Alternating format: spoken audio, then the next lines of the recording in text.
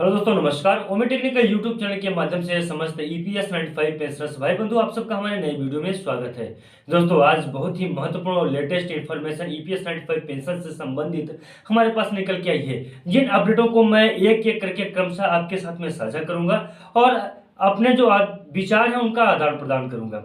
हमारे जो विचार हैं हमारे वीडियो के माध्यम से आप तक पहुंचते हैं और आपके जो विचार हैं आपके कमेंट के माध्यम से हम तक पहुंच जाते हैं। साथ ही साथ बहुत सारे हमारे जो ईपीएस 95 पेंशनर्स भाई बंधु हैं वो हमारे व्हाट्सएप पे भी हमसे संपर्क कर लेते हैं। तो ये हो गया विचारों का आदान प्रदान। चलिए मैं फटाफट से आपको बता दूं कि किन किन टॉपिकों के ऊपर हम लोग आज चर्चा करने वाले हैं, बात करने वाले हैं। तो पहले नंबर पे हम लोग बात करेंगे आज ईपीएस 95 पेंशनर्स की उच्च पेंशन के लिए बुलढान महाराष्ट्र में जो क्रमिक पेंशन चल रहा है उसका आज 100वां दिन है। तो 100वां दिन में क्या ईपीएस 95 पेंशनर्स की पेंशन वृद्धि को लेकर इसका अपडेट आएगा, इसके ऊपर क्या चर्चाएं हैं वो हम लोग आप जानने की कोशिश करेंगे। दूसरे नंबर पे हम बताएंगे कि अब जो एडवोकेट कविश डांगे जी का एक बहुत ही महत्वपूर्ण भाषण है जो 28 दिन को ही संपन्न हुआ था, उस भाषण में क्या बात को कहा गया है उसके ऊपर हम लोग चर्चा करेंगे, जानने की कोशिश करेंगे। साथ ही साथ हम लोग ये भी जानने की कोशिश करेंगे कि उनके माध्यम से ये भी कहा गया है कि ये हम लोग विजय श्री की ओर हैं। तो हम लोग कौन से विजय श्री की ओर हैं और विजय श्री का क्या तात्पर्य है ईपीएस 95 पेंशनर्स का। अगर विजय श्री है तो ईपीएस 95 पेंशनर्स को पेंशन क्यों नहीं मिला, और अगर विजय श्री नहीं मिली है भी तो हम लोग कितना विजय श्री के पास में है, कितना करीब है, यह जानने की कोशिश करेंगे आज के इस नए वीडियो में। साथ ही साथ में हम लोग यह भी जानेंगे कि जो संगठन शक्ति है, संगठन शक्ति की बात आप लोगों ने काफी ज्यादा सुना होगा, कल की वीडियो में भी मैंने आपको बताया था और भी हो सकता है कि आप लोगों ने सुना होगा। तो संगठन शक्ति से ईपीएस 95 पेंशनर्स को क्या फायदा होने वाला है और कब तक उनको पेंशन मिलेगी। हालांकि इसके ऊपर मैं ऑलरेडी वीडियो बना चुका हूं, उसे भी आप लोग देख लें, आज का भी वीडियो को मिस ना करें। और जो सबसे लास्ट अपडेट है वो ये है कि पेंशनर्स में खुशी की लहर। अब वो पेंशनर्स में खुशी की लहर क्या है यह भी हम जानेंगे। तो दोस्तों फटाफट से मैं अपने वीडियो को शुरू करता हूं, समय को बिल्कुल न गंवाते हुए। तो पहले नंबर पर जो हमारा है कि बुलढाना महाराष्ट्र में जो क्रमिक पेंशन चल रहा है, क्रमिक पेंशन 3 साल कंप्लीट हो चुके हैं, आप सब जानते होंगे, और चौथे साल का ये आज 100वां दिन है। यानी कि 365 दिन का एक साल होता है। तो 365 और 365 दिन कंप्लीट हो चुका है, यानी कि 3 साल कंप्लीट हो चुका है और चौथे साल का यह 100वां दिन है। और दो बड़े नेता ने भी ईपीएस 95 पेंशनर्स के उच्च पेंशन के लिए ईपीएस बुलढाना महाराष्ट्र का जो क्रमिक पेंशन है उसमें भाग ले रहे हैं। साथ ही साथ मैं आपको यहाँ पे ये भी बता दूं कि ईपीएस 95 पेंशनर्स के उच्च पेंशन के लिए बुलढाना महाराष्ट्र में क्रमिक पेंशन 3 साल और चौथे साल का 100वां दिन आज है। लेकिन मैं एक बात आपको बताऊं कि इसके पहले भी जो क्रमिक पेंशन बहुत जगहों पे हो रहा था, लेकिन सरकार और ईपीएफओ के कहने पे ही ईपीएस 95 पेंशनर्स के उच्च पेंशन को मतलब ये ऐसा लगा था कि अब तो पेंशनर्स मिल जाएगी पेंशन, इसलिए जो दूसरी जगहों पे जो क्रमिक पेंशन था ईपीएफओ और सरकार के कहने के बाद उसे हटा दिया गया था। यानी कि कुल मिलाकर सरकार ने वो सारे क्रमिक पेंशन को ईएनएसी की टीम ने तो हटा दिया सरकार के कहने पे, ईपीएफओ के कहने पे जब हटा दिया, अब मात्र और मात्र एक बचा हुआ है बुलढाना महाराष्ट्र का क्रमिक पेंशन, जहां पे 3 साल कंप्लीट हो चुके हैं और चौथे साल का 100वां दिन है।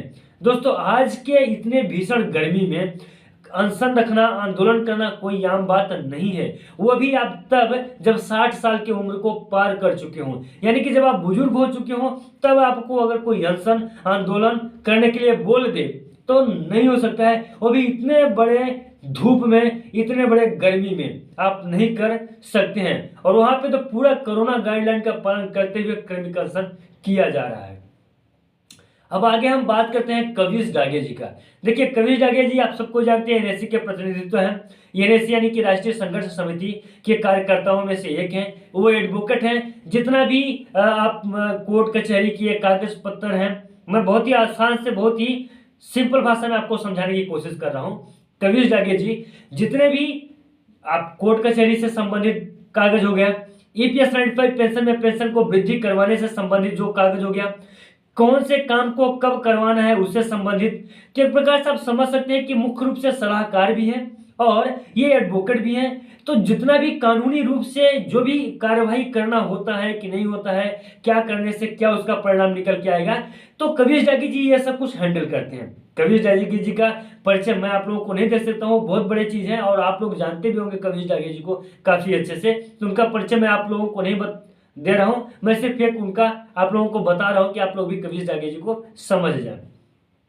अब कविश जागे जी ने अपने भाषण में ये कहा कि हम विजय श्री के बहुत नजदीक हैं। साथ ही साथ में जो दिल्ली में त्रिपक्षीय मीटिंग हुई थी उसके बारे में भी मतलब ये समझिए कि जो ईपीएस 95 पेंशनर्स पहले से लेके अभी तक यानी 2017 से लेके अभी तक जो जो कामों को किया है, जहां जहां पे उन्हें उपलब्धता हासिल हुई है, उपलब्धि हासिल हुई है, उन कामों का वर्णन किया। साथ ही साथ में कहां पे अगर उतार चढ़ाव जो कुछ भी हुआ उनके कामों में उसके बारे में भी बताया। और सबसे महत्वपूर्ण पॉइंट उन्होंने यही रखा और कि जो ईपीएस 95 पेंशनर्स है वो विजय श्री की ओर आगे बढ़ रहे हैं और बहुत ही जल्द उन्हें बढ़ी हुई पेंशन की राशि मिलेगी।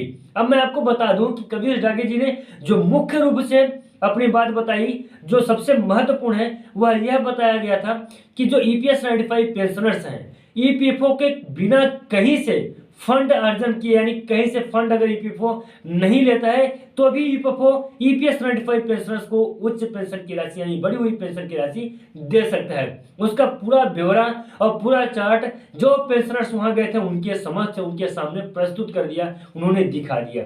तो ये एक महत्वपूर्ण अपडेट है ईपीएस 95 पेंशनर्स के लिए। उन्हीं की अगली कड़ी में मैं आपको बता दूं कि एक कदम जो पेंशनर्स हैं ये कदम विजय श्री की ओर। तो जहां पे अगर ईपीएस 95 पेंशनर्स के लिए इतनी सारी कंपनियां संगठन शक्ति की ओर आपको मैं बता दूं तो जितने सारी कंपनियां हैं कि आज इकट्ठी हो चुकी हैं, एनएससी का साथ दे रही हैं, चाहे वो मतलब कई राज्य हैं, महाराष्ट्र है आपका और ये मध्य प्रदेश, छत्तीसगढ़, कोलकाता, बिहार, बंगाल, तो ये सारी की सारी कंट्रियां वहां पे जितने भी कोल संबंधित संस्थाएं हैं वो संस्थाएं एनएससी का साथ देने को तैयार हो चुकी हैं। बहुत सारी कंपनियां हैं, अब इतनी कंपनियां हैं कि मैं आपको अभी उंगली पे गिना नहीं सकता हूं, लेकिन इतनी सारी कंपनियां हैं, उन सारी कंपनियां अभी एनएससी का साथ देने के लिए तैयार हो गई हैं। इसी को बोलते हैं संगठन शक्ति। संगठन शक्ति को मैं पहले भी बता चुका हूं कि संगठन का मतलब होता है एकता, एकता का मतलब हो गया संगठन हो गया,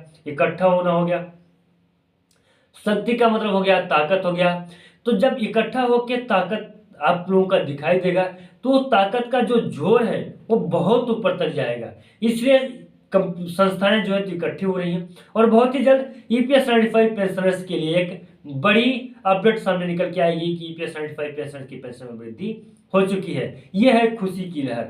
मैं आपको बता दूं कि जब से पेंशनर्स ने कविश जागे जी का भाषण सुना है, कविश जागे जी से संबंधित बात हुई है, सीडब्ल्यूसी की मीटिंग के बारे में सुना है कि 17 अप्रैल को होने वाली है, साथ ही साथ तो वही बुलढाना महाराष्ट्र का क्रमीकरण के बारे में उन्होंने सुना है, तो इतना सारा संघर्ष है। साथ ही साथ अगर मैं आपको बता दूं कि लोकसभा में इसी संसद सत्र के संसद में कितनी सारी बातें ईपीएस 95 पेंशन से संबंधित की जा रही है, तो ये सारी बातों को अगर देखा जाए, ये सारी बातों को अगर सुना जाए तो कुल मिला के रिजल्ट यह निकल के आता है जो पेंशनर्स तो काफी ज्यादा खुश हैं कि हाँ उनके मुद्दे को उठाया जा रहा है, उनके ऊपर काम किया जा रहा है। और जो लोग मतलब कि ये केंद्र सरकार की तरफ से जो भी कर्मचारी हैं वो भी स्टडी कर रहे हैं और ईपीएस 95 पेंशनर्स की पेंशन में वृद्धि को लेके नए अपडेट को जारी भी कर रहे हैं। तो ये एक महत्वपूर्ण अपडेट है ईपीएस 95 पेंशन के लिए। दोस्तों आज के लिए यही था महत्वपूर्ण अपडेट। आपको जानकारी कैसी लगी? अगर जानकारी आपको अच्छी लगी हो तो आपसे यही रिक्वेस्ट है कि अगर अभी तक आपने हमारे यूट्यूब चैनल को सब्सक्राइब नहीं किया है तो चैनल को सब्सक्राइब कर लें। चलिए दोस्तों मिलते हैं किसी नए वीडियो में और नए अपडेट में, तब तक के लिए नमस्कार, जय हिंद, जय भारत।